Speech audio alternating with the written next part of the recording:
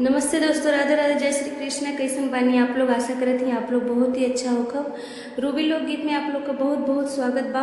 तो चलिए हम एक नाच का गीत गावे जाती। आप लोग ध्यान से सुनी, फुल वॉच करके सुनी, कमेंट करी, लाइक करी, और जे भी चैनल पे नया बा प्लीज़ आप लोग जुड़ जाइए और सपोर्ट करी। चलिए सुनावत ही गाना, हम सुनी आप लोग गाना कैसन बाटे। केली है वालम उधार हो, बलम चित से उतर गए। केली है बालम उधार हो, बलम चित से उतर गए। केली है बाल उधार हो, बलम चित से उतर गए। हम तक ही बलम खेल कुदियावा, हम तक ही बलम खेल कुदियावा। ओरिले अपन कपार हो, बलम चित से उतर गए। ओरिले अपन कपार हो, बलम चित से उतर गए।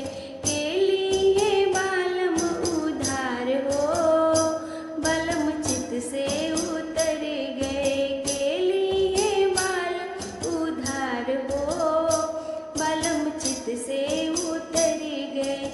हम तक है बलम खेत कोड़ियावा, हम तक है बलम खेत कोड़ियावा। कोड़ियाए अंगना ओ सार हो, बलम चित से उतर गए। कोड़ियाए अंगना ओ सार हो, बलम चित से उतर गए। केली है बालम उधार हो, बलम चित से उतर गए। केली है बालम उधार हो, बलम चित से उतर गए। हम तक है बलम पढ़ लिखियावा, हम तक है बलम पढ़ी लिखियावा।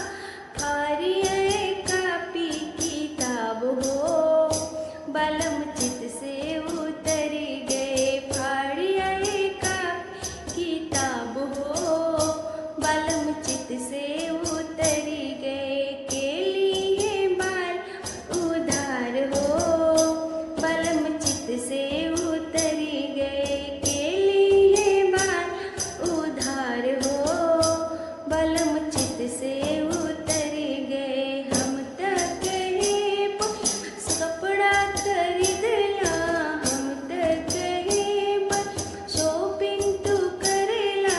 ले आए कपड़ा उधार हो, बलम चित से उतर गए। ले आए कपड़ा उधार हो,